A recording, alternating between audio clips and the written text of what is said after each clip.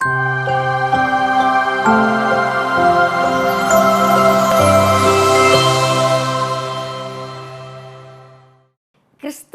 பிரியமான தேவ ஜனமே, கிறிஸ்துவுக்குள் புது பலன் அடைந்து புது சிருஷ்டியாய் இருக்கிற உங்கள் யாவரையும் நமது பலனும் நமது கீதமுமாய் இருக்கிற இயேசு கிறிஸ்துவின் இனிய நாமத்தில் நான் உங்களை வாழ்த்தி வரவேற்கிறேன்.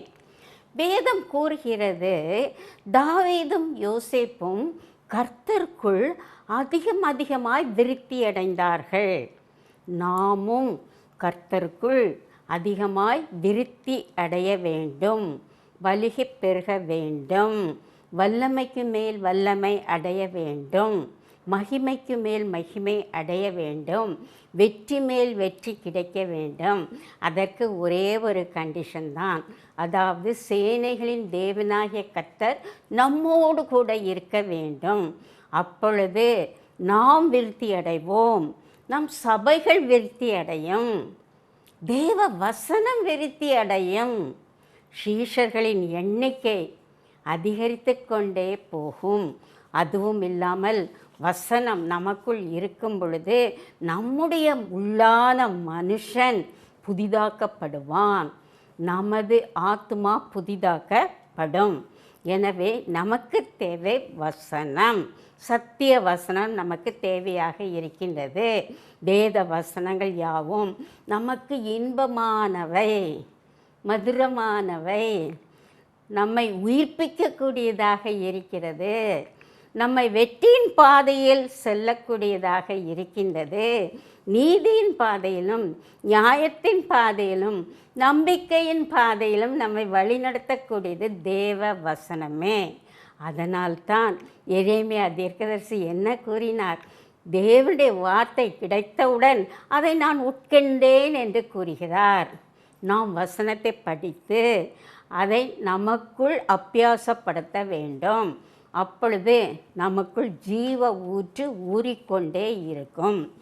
இன்றும் தேவ செய்தியாக நான் எடுத்துக்கொண்ட டாபிக் என்னவென்றால், காவல் ஊழியம்.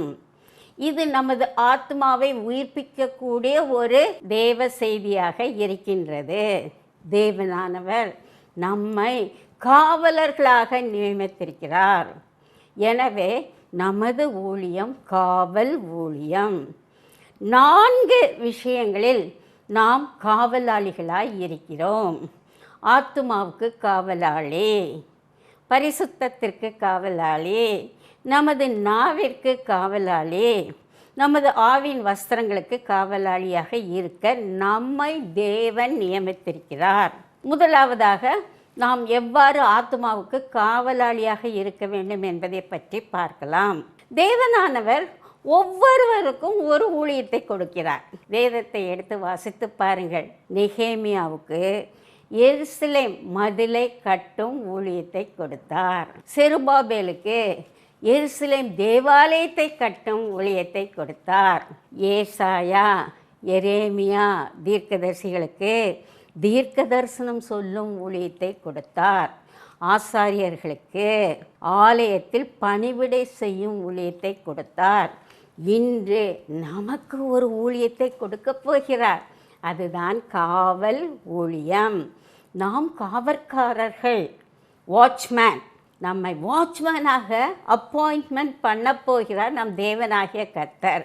வசனம் கூறுகிறது, எசேக்கியேல் 3:17 இவ்வாறு கூறப்பட்டுள்ளது, மனுபுத்திரனே, நாம் தான் மனுபுத்திரர்கள், உன்னை இஸ்ரவேல் வம்சத்தாருக்கு காவலாளனாக வைத்தேன். ஸோ அப்பாயின்மெண்ட் ஆர்டர் நமக்கு கொடுத்துட்டாரு.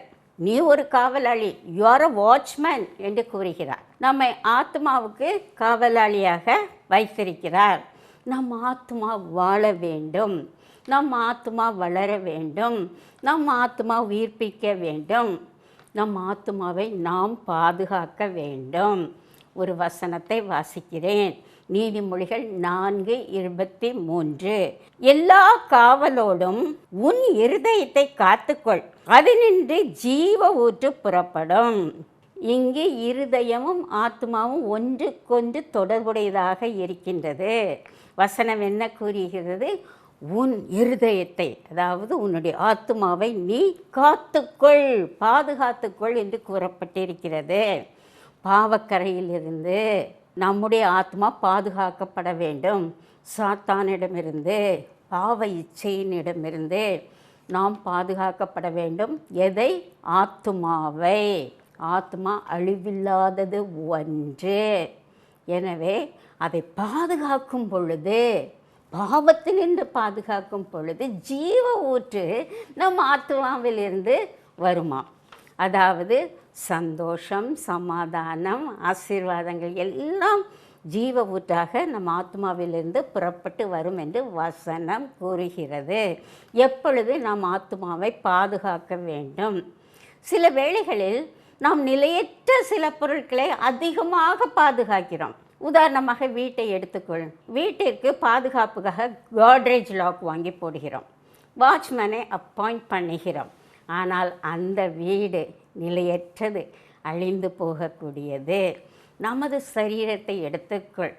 நம்முடைய சரீரம் பாதுகாக்கப்பட வேண்டும் என்று நன்றாக டானிக் மருந்து இவைகளை நாம் சாப்பிடுகிறோம். அதுவும் இல்லாமல் மெடிக்கல் செக்கப் போகிறோம். இந்த சரீரமும் அழிந்து போகக்கூடிய ஒரு சரீரம். அழிந்து போகக்கூடிய சரீரத்திற்கும் வீட்டிற்கும் பாதுகாப்பு கொடுக்கும் பொழுது, அழியாத நித்திய வாழ்வை உடைய ஆத்மாவை எவ்வாறு பாதுகாத்து கொள்ள வேண்டும்? மிக அருமையாக பாதுகாத்து கொள்ள வேண்டும். ஒரு பேலன்ஸ் எடுத்துக்கொள்ளுங்கள். ஒரு தட்டில் ஆத்மா, மற்றொரு தட்டில் உலகத்தில் உள்ள செல்வம் எல்லாவற்றையும் வைத்தாலும் ஆத்மா விலையேற பெற்றது. அதைத்தான் இயேசு கிறிஸ்து கூறுகிறார்.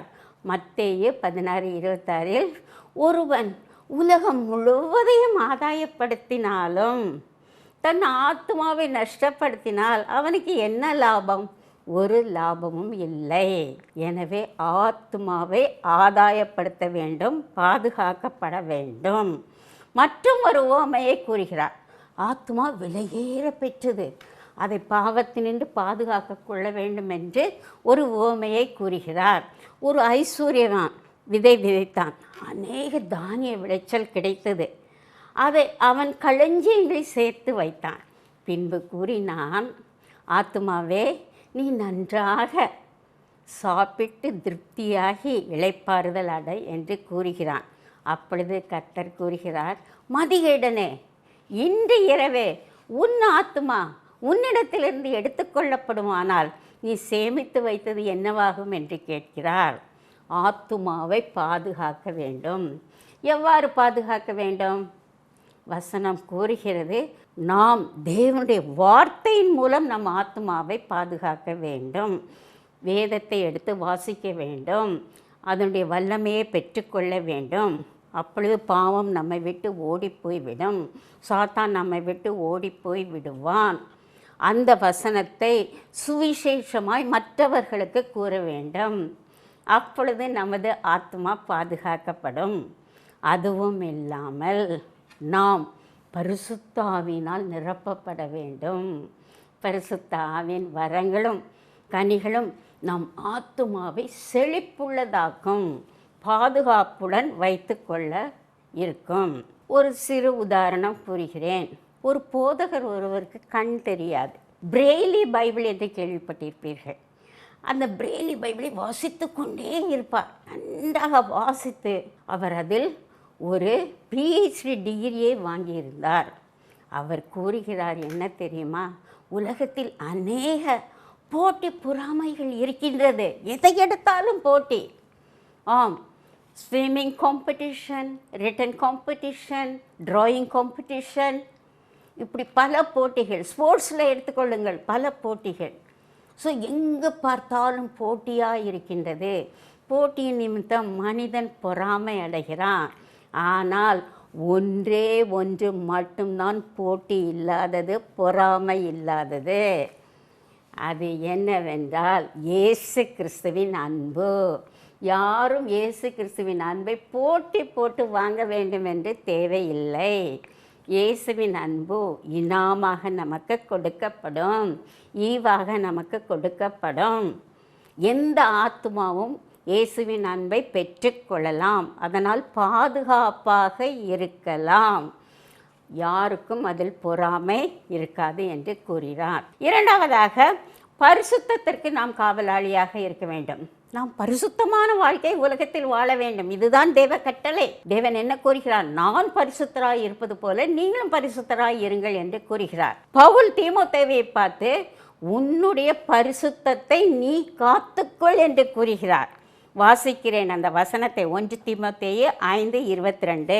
ஒருவன் மேலும் சீக்கிரமாய் கைகளை வையாதே, மற்றவர்கள் செய்யும் பாவங்களுக்கும் உடன்படாதே, உன்னை சுத்தவானாய் காத்துக்கொள்.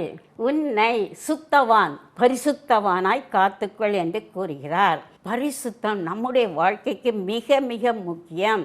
நாம் பரிசுத்தத்தை இழந்துவிட்டால் நித்திய ஜீவனை இழந்து விடுவோம். எனவே நம் வாழ்க்கையில் பரிசுத்தத்தை பாதுகாக்க வேண்டும். வெளிப்படுத்தினல் 22:11 கூறப்பட்டிருக்கிறது, நீதியுள்ளவன் நீதி செய்ய கடவன், பரிசுத்தவான் இன்னும் பரிசுத்தமாய் இருக்க கடவன் என்று கூறப்பட்டிருக்கிறது. எனவே நாம் பரிசுத்தத்தை பாதுகாத்து கொள்ள வேண்டும். யாரெல்லாம் பரிசுத்தவான்கள் என்று வேதத்தில் பட்டியலிட்டு கூறப்பட்டிருக்கிறது. அதாவது நீதியின் வஸ்திரம் தரித்தவர்கள் பரிசுத்தவான்கள். நாம் யாவரும் நீதியின் வஸ்திரம் தரித்திருக்கிறோம். நாம் பரிசுத்தவான்கள். கர்த்தரை சோஸ்தரிப்பவர்கள் பரிசுத்தவான்கள் என்று கூறப்பட்டிருக்கிறது. ஜெபம் பண்ணுகிறவர்கள் பரிசுத்தவான்கள். இயேசு கிறிஸ்துவின் கரத்தில் இருப்பவர்கள் பரிசுத்தவான்கள். எல்லாவற்றிற்கும் வசனம் இருக்கின்றது. கர்த்தரில் அன்பு கூறுகிறவர்கள் பரிசுத்தவான்கள். விசுவாசிகளாகிய நீங்களும் நானும் பரிசுத்தவான்களாய் இருக்க வேண்டும். என்றாலும் அந்த பரிசுத்தத்தை கடைசி நிமிஷம் வரை பாதுகாக்க வேண்டும். பாவத்திலிருந்து நாம் மீட்கப்பட வேண்டும். வேதத்தில் பல வகையான பாவங்கள் கொடுக்கப்பட்டிருக்கிறது. அதாவது சில பாவங்களை இப்பொழுது சொல்லுகிறேன். மறைமுகமான பாவம், துணிகரமான பாவம், பாதகங்கள் உள்ள பாவம், மறைவான பாவம். சில வேளை நாம் என்ன செய்கிறோம்? மறைவாக சில பாவங்களை செய்வோம். அதாவது திருடி விடுவோம். ஒரு திருடனை எடுத்துக்கொள்ளுங்கள், ஒரு கொலையாளியை எடுத்துக்கொள்ளுங்கள். அவன் என்ன செய்கிறான்? மறைவாக கொலை செய்துவிட்டு மலையிலும் காடுகளிலும் போய் ஒளிந்து கொள்வான். ஆனால் கர்த்தருக்கு தெரியும். தாவீது பத்சேபளுடன் பாவம் செய்தான். அது மறைவான பாவம் என்று நினைத்தான். கர்த்தர் வெட்ட வெளிச்சமாக்கினார். எனவே மறைவான பாவம் நமக்குள் இருக்கக்கூடாது. துணிகரமான பாவம் சிலர் செய்வாங்க. அதாவது நீங்கள் எடுத்துக்கொள்ளுங்கள், ஏரோதை எடுத்துக்கொள்ளுங்கள், பார்வோனை எடுத்துக்கொள்ளுங்கள். சிறு குழந்தைகளை கொன்றார்கள், துணிகரமாக கொன்றார்கள். அப்படிப்பட்ட துணிகரமான பாவம் நமக்குள் இருக்கக்கூடாது. பெரும் பாதகங்கள் இருக்கக்கூடாது. ஆகானுடைய பாவத்தை நோக்கி பாருங்கள், யூதாஸ்காரியத்துடைய பாவத்தை நோக்கி பாருங்கள், அனனியா சப்பீராள் பாவத்தை நோக்கி பாருங்கள். அழிவுக்கு ஏற்ற பாவத்தை செய்தார்கள், அக்கினி கடலில் தள்ளப்பட்டார்கள். நாம் பரிசுத்தவான்களாய் இருக்கும் பொழுது, பரிசுத்தத்தை காத்துக்கொள்ளும் பொழுது நாம் சிங்கத்தைப் போல பலனுள்ளவர்களாய் இருப்போம். அப்பொழுது யாரும் நிபச்சொல்லை நமக்கு முன்பாக கூற மாட்டார்கள். விரல் நீட்டுதல் நமக்கு முன்பாக இருக்காது. கபடு முதலவை நமக்குள் இருக்காது. நமக்கு விரோதமாக உருவாக்கப்படும் எந்த ஆயுதமும் வாய்க்காது போகும். எனவே பரிசுத்தத்தை நம் வாழ்க்கையில் பாதுகாத்து கொள்ள வேண்டும். வசனத்தின் மூலம் பாதுகாத்து கொள்ள வேண்டும். டாக்டர் கிளிஃப் என்ற ஒரு தேவ மனுஷர் இருந்தார். அவர் என்ன கூறுகிறார் என்றால், நாம் பரிசுத்தத்தை பாதுகாக்க வேண்டும் என்றால் ஒரே ஒரு வார்த்தையை தினம் சொல்லிக்கொண்டே இருக்க வேண்டும். அந்த வார்த்தை என்னவென்றால், இயேசுவே இயேசுவே இயேசுவே இயேசுவே என்று நாம் சொல்லிக்கொண்டே இருப்போமானால் இயேசு நம் அருகில் இருப்பார். பாவம் நம்மை விட்டு விலகி ஓடும். சாத்தான் நம்மை விட்டு விலகி ஓடும். நாம் பரிசுத்த குலைச்சலாக மாட்டோம். பரிசுத்தத்தில் குறைவுள்ளவர்களாக இருக்க மாட்டோம். மூன்றாவதாக, நாம் எதற்கு காவலாளி? நம்முடைய நாவுக்கு காவலாளி. ஒரு கவிஞர் இவ்வாறு கூறுகிறார், 6 அடி உயரமுள்ள மனிதனை பாதாளத்தில் தள்ளும் வல்லமை 6 அங்குல நாவிற்கு இருக்கின்றது. வசனம் என்ன கூறுகிறது? மரணமும் ஜீவனும் நாவின் அதிகாரத்தில் இருக்கிறது. நாம் பாவமான வார்த்தைகளை பேசினால், தீய வார்த்தைகளை பேசினால் மரணம் நம்மை சந்திக்கும். பரிசுத்தமான தூய சத்திய வசனங்களை பேசிக்கொள்ளும் பொழுது நமக்கு ஜீவன் உண்டாகும். ஆம், எனவே நாவை நாம் பாதுகாக்க வேண்டும். We are the watchmen for our tongue. சங்கீதம் 34:13 எடுத்து வாசித்து பாருங்கள்.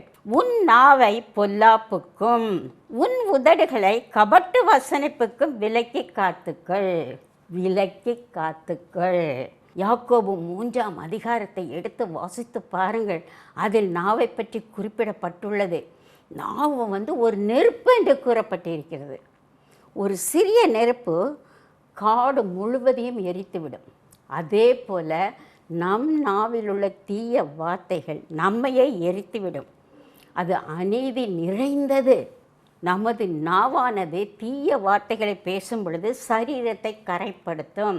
யாராவது டர்ட்டி வேர்ட்ஸ் சொல்லிகிட்டே இருக்காங்கன்னு வச்சுக்கோங்க, அவங்கள்ட்ட போய் நம்மளுக்கு பேச தோணுமா? பேசவே பிடிக்காது. அவங்க அப்படி வந்தால் ஓடி போயிடுவோம். ஏன்னா தீய வார்த்தை, ஆல்வேஸ் ஸ்லாங், டர்ட்டி வேர்ட்ஸ். அதனால்தான் அது நம்மையே கொளுத்தக்கூடியதாக இருக்கின்றது. ஆயுள் சக்கரத்தை கொளுத்தும் என்று யாக்கோபு 3ஆம் அதிகாரத்தில் கொடுக்கப்பட்டிருக்கிறது. நாவு ஆயுள் சக்கரத்தை கொளுத்தி விடுமா. ஆயுள் சக்கரம்னா நம்ம வாழ்க்கை அப்படியே பேர்ன்ட் ஆயிரும். அதுவும் இல்லாமல் மறுமையில் அக்கினி கடலில் நாம் இருப்போம். எனவே நாவை திசை திருப்ப வேண்டும். இதைத்தான் யாக்கோபு 3ஆம் அதிகாரத்தில் கொடுக்கப்பட்டிருக்கிறது. ஒரு குதிரைக்கு கடிவாளம் தேவை திசை திருப்ப. அதே போல் கப்பலுக்கு ஒரு சிறிய சுக்கான் தேவை திசை திருப்ப. நமது நாவிற்கு வசனம் தேவை. நாம் வசனத்தினால் பரிசுத்தமாக்கப்படுகிறோம். நாவில் நன்றாக கவனமாக வைத்து கொள்ளுங்கள்.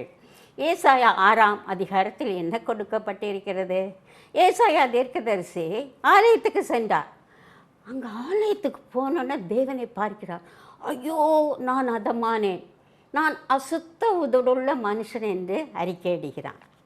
உடனே ஒரு சேராபீம் என்ன செய்ததாம்? பறந்து போய் பலிபீடத்தில் ஒரு நெருப்பு தழலை எடுத்து வந்து அதை அவன் வாயில் வைத்து அவன் வாயை பரிசுத்தமாக்கினது. அவன் நாவு பரிசுத்தமாக்கப்பட்டது. அவன் நாவிலிருந்து ஒன்லி தீர்க்க தரிசனம் மட்டுமே வந்தது. அதே போல் நம் நாவும் பரிசுத்தமாக்கப்பட வேண்டும். பரிசுத்த ஆவியானவர் என்ற நெருப்புத்தழலால் பரிசுத்தமாக்கப்பட வேண்டும். நம்முடைய நாவை எப்படி பாதுகாத்து கொள்ளலாம்? துதித்து கொண்டே இருக்க வேண்டும். அப்பொழுது நமது நாவு பாதுகாக்கப்படும். தீய சொற்களை பேச மாட்டோம். ஆராதனை செய்து கொண்டே இருக்க வேண்டும். வேதத்தை எடுத்து வேதத்தை வாசித்து கொண்டே இருந்தால் நாவு நமக்கு பாதுகாப்பை கொடுக்கக்கூடியதாக இருக்கின்றது. பரிசுத்த ஆவியினால் நிரம்பி பரிசுத்த ஆவியானவரின் வரங்களையும் கனிகளையும் நாம் அனுபவிக்கும் பொழுது நாவு பாதுகாக்கப்படுகிறது. வேதம் என்ன கூறுகிறது? கபடு வசனம் நம் நாவில் வரக்கூடாது. பொய்யான வார்த்தை வரக்கூடாது. கட்டுக்கதைகள் வரக்கூடாது. நாம் எப்பொழுதும் நாவிற்கு ஒரு தூய வார்த்தை மட்டும் புறப்பட்டு வந்து கொண்டே இருக்க வேண்டும். எப்பொழுதெல்லாம் தீய வார்த்தைகள் வருகிறதோ, டர்ட்டி வேர்ட்ஸ் வருகிறதோ, நம் நாவுக்கு ஒரு பூட்டு போட்டு விட வேண்டும். அதனால் தான் சொல்வார்கள், சிப்பு போட்டுருங்கம்பாங்க. ஸோ நம்ம கெட்ட வார்த்தைகள் பேச எத்தனைக்கும் பொழுது ஒரு சிப்பு போட்டுறணும். நல்ல சத்திய வார்த்தைகள், அன்பு நிறைந்த வார்த்தைகள், கருணை நிறைந்த வார்த்தைகள் பேசும் பொழுது சத்தமாக நாம் பேசக்கூடியவர்களாக இருக்கிறோம். நாம் பேசும் பொழுது மற்றவர்களை காயப்படுத்தக்கூடாது, அவர்களை வெட்கப்படுத்தக்கூடாது, கிரிட்டிசிசம் பண்ணக்கூடாது, சர்காஸ்டிக் ரிமார்க்கு அவர்கள் மீது சொல்லக்கூடாது. அவர்களிடம் அன்புடன் பணிவுடன் இயேசு கிறிஸ்துவின் கருணையுடன் நாம் பேசக்கூடியவர்களாக இருக்கிறோம். சிலர் நன்றாக ஜெபிப்பார்கள், ஆனால் சில வேளைகளில் தீய வார்த்தைகள் அவர்கள் நாவிலிருந்து வரக்கூடும். அப்பொழுது அவர்கள் பக்தி வீணானதாய் இருக்கின்றது. ஒரு வசனத்தை நன்றாக ஞாபகத்தில் வைத்து கொள்ளுங்கள். நாம் கேட்கிறதற்கு தீவிரமாக இருக்கணும். பைபிள் வசனம் கேட்கிறதற்கு தீவிரமாக இருக்க வேண்டும். நீங்களெல்லாம் இப்பொழுது பைபிள் வசனம் கேட்டுக்கொண்டிருக்கிறீர்கள். ஆனால் பேசுகிறதற்கு மௌனமாக பொறுமையாக இருக்க வேண்டும். பொறுமையுடன் பேச வேண்டும். இயேசு கிறிஸ்துவின் அன்பு வசனங்கள் மட்டும் நம் நாவிலிருந்து வர வேண்டும். 4வதாக வஸ்திரங்களுக்கு நாம் காவலாளியாக இருக்கிறோம். நம்ம இயேசு கிறிஸ்து நமக்கு அநேக வஸ்திரங்களை கொடுத்திருக்கிறார். ரட்சிப்பின் வசனம், துதியின் ஆடை, வல்லமையின் வஸ்திரம், வெண் வஸ்திரம் எல்லாவற்றையும் கொடுத்திருக்கிறார். உலகத்தில் பார்த்தீங்கன்னா எல்லாருக்கும் யூனிஃபார்ம் இருக்கிறது. ஸ்கூல் சில்ட்ரனுக்கு யூனிஃபார்ம், போலீஸ் டிபார்ட்மெண்ட்டுக்கு யூனிஃபார்ம், இராணுவத்திற்கு யூனிஃபார்ம். அதே போல் நமக்கு யூனிஃபார்ம் இயேசு கிறிஸ்து கொடுத்திருக்கிறார். என்னவென்றால் அது ரட்சிப்பின் வஸ்திரம். அந்த வஸ்திரத்தை நாம் பாதுகாத்து கொள்ள வேண்டும். நாம் கடைசி மூச்சு இருக்கிற வரை நம்முடைய ரட்சிப்பின் வஸ்திரம் நம்மேல் இருக்க வேண்டும். வெளிப்படுத்தினால் 16:15 எடுத்து வாசித்து பாருங்கள். இதோ திருடனை போல வருகிறேன், தன் மானம் காணப்படத்தக்கதாக நிர்வாணமாய் இருக்காத படிக்கே விழித்து கொண்டு தன் வஸ்திரங்களை காத்து கொள்ளுகிறவன் பாக்கியவான். தன் வஸ்திரங்களை காத்து கொள்ளுகிறவன் பாக்கியவான். நாம் இயேசு கிறிஸ்துவின் 2ஆம் வருகை வரைக்கும் ரட்சிப்பின் வஸ்திரத்தை நாம் பாதுகாத்து கொள்ள வேண்டும். நீதியின் சால்வை நாம் பாதுகாத்து கொள்ள வேண்டும். ஆதாம் ஏவாளுக்கு ஏதேன் தோட்டத்தில் மகிமையின் வஸ்திரத்தை கொடுத்தார். பாவம் செய்தார்கள், நிர்வாணியாய் ஆனார்கள். தேவன் அவர்களுக்கு தோல் உடையை உடுத்தினார். நமக்கு மகிமையின் வஸ்திரம் தேவை. இளையகுமாரனை எடுத்துக்கொள்ளுங்கள். அவன் கந்தலான உடையுடன் தன் தகப்பனாரிடத்திற்கு ஓடோடி வந்தான். அப்பொழுது தகப்பனார் அவனுக்கு புதிய வஸ்திரத்தை கொடுத்தார், ஒரு நல்ல பாதரட்சியை கொடுத்தார், மோதிரத்தை கொடுத்தார், தன் சொந்த மகனாக ஏற்றுக்கொண்டார். அதே போல இயேசு கிறிஸ்துவும் செய்கிறார். நம்முடைய நீதி அழுக்கான கந்தை என்று வசனம் கூறுகிறது. நாம் அழுக்கான கந்தையுடன் இயேசுவிடம் போகும்போது அவர் அந்த அழுக்கான கந்தையை எடுத்துவிட்டு நமக்கு ரட்சிப்பின் வஸ்திரத்தை உடுத்துவிப்பார். அதை நாம் என்ன செய்ய வேண்டும்? கரை திரைப்படாமல் பாதுகாத்து கொள்ள வேண்டும். அப்பொழுதுதான் மறுமையில் நமக்கு வெண்வஸ்திரம் கொடுக்கப்படும்.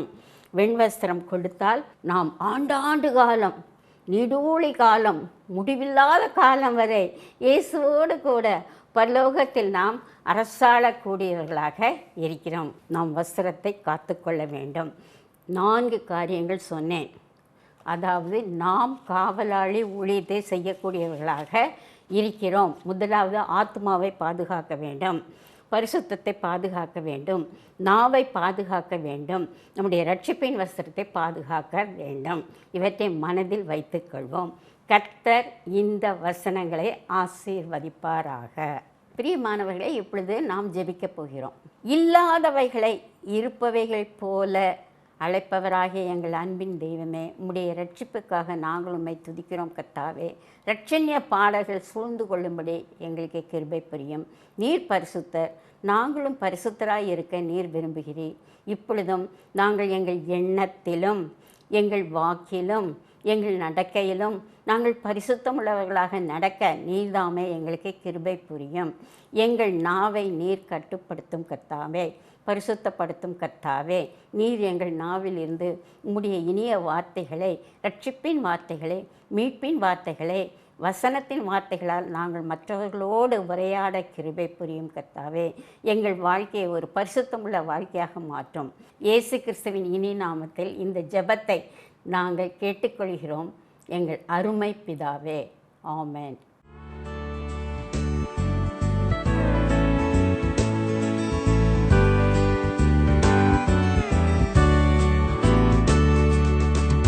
கிருபை பெரிதல்லோ எம் ஜீவனிலும் அதே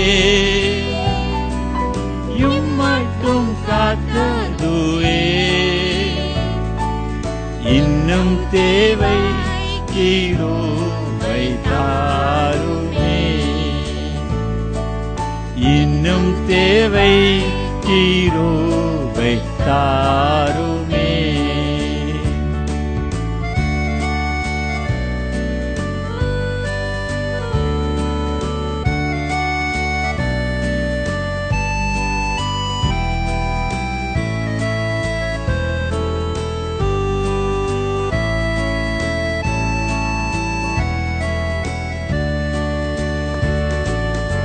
நிர்மூலமாகாததும்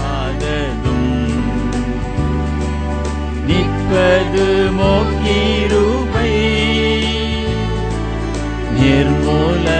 நிர்மூலமாகாததும் நிற்பது மோக்கிருபை நீசனன் பாவம் நீங்கினதே நித்திய ஜீவன் பெற்றுக்கொண்டே காத்துக்கொள்ள கிருபை தாருமே காத்துக்கொள்ள கிருபை தாருமே தம் கிருபை பெரிதல்லோ எம் ஜீவனிலும் அதே இம்மட்டும் காத்தருவே இன்னும் தேவை கிருபை தாருமே இன்னும் தேவை கிருபை தாருமே